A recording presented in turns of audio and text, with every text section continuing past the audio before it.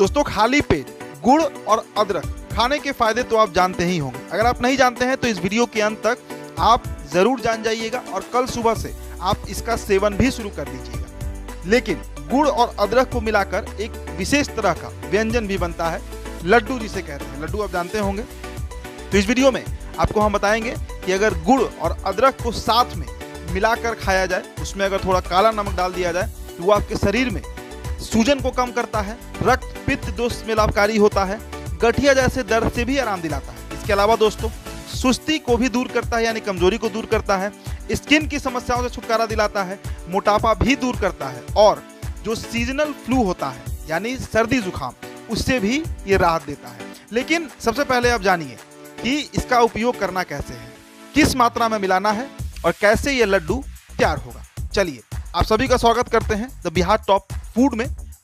चलिए, सबसे पहले आप जान लीजिए कि इसमें कौन कौन से इंग्रेडिएंट लगेंगे।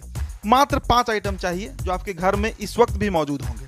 आपको 150 ग्राम अदरक लेना है, 300 ग्राम यानी प्रोपोर्शन आप समझिए, जितना अदरक उससे 2 गुना आपको गुड़ लेना है। गुड़, और गुड़ का रंग काला हो तो और भी बेहतर। इसके अलावा 2 चम्मच घी का भी इसमें प्रयोग होगा, 1 चम्मच काला नमक इसमें लगेगा और 1 चम्मच गोलकी भी इसमें डालना है।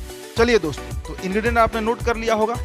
अब हम इसे बनाने की विधि आपको बताते हैं। देखिए, बहुत सिंपल है। घर में आराम से अगर आप आधे घंटे का समय दें तो 1 सप्ताह या कहिए 1 महीने के लिए आप लड्डू तैयार करके रख सकते हैं और ये खराब भी नहीं होगा। चलिए, लड्डू बनेगा कैसे, इसकी शुरुआत कैसे करेंगे। सबसे पहले आपको अदरक लेना है 150 ग्राम, उसे छीलना है, उसके बाद उसे अच्छे से साफ करना है और फिर उसे कटिंग करना है। देखिए, अदरक को इस साइज में आप काटिए कि जब उसे आप मिक्सचर जार में डालें तो पेस्ट बनने में दिक्कत ना हो, मतलब इसका पेस्ट बना देना है। जब पेस्ट तैयार हो जाता है उसके बाद आपको क्या करना है, कढ़ाई को गर्म करना है और गर्म कढ़ाई में उस पेस्ट को डाल देना है।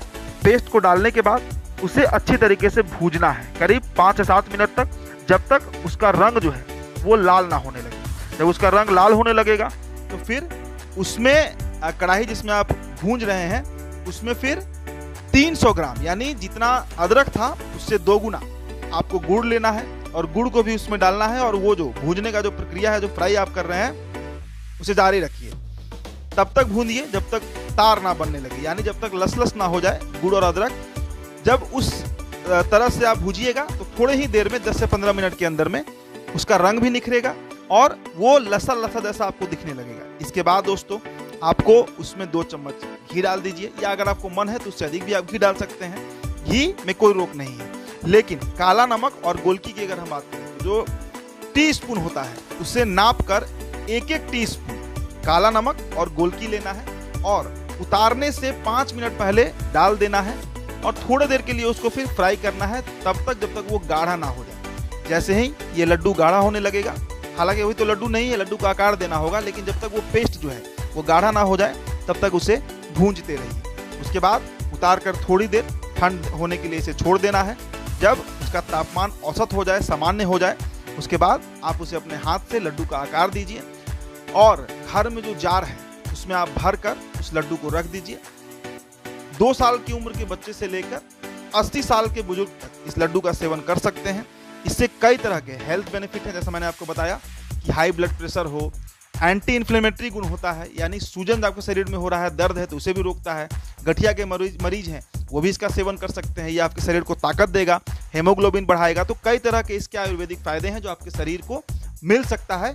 इस लड्डू का अगर आप प्रयोग सालों भर करें, और देखिए इसमें कोई सीजन भी नहीं है, बरसात का मौसम हो तब भी खा सकते हैं, गर्मी का मौसम हो तब भी खा सकते हैं। हालांकि गर्मी के मौसम में थोड़ा कम कंज्यूम करना होता है, लेकिन ठंड के मौसम में तो आप दिन भर में 2-3 लड्डू भी खा सकते हैं। तो ये रेसिपी आपको कैसा लगा है दोस्तों, हमारे कमेंट बॉक्स में ज़रूर बताइएगा। बहुत बहुत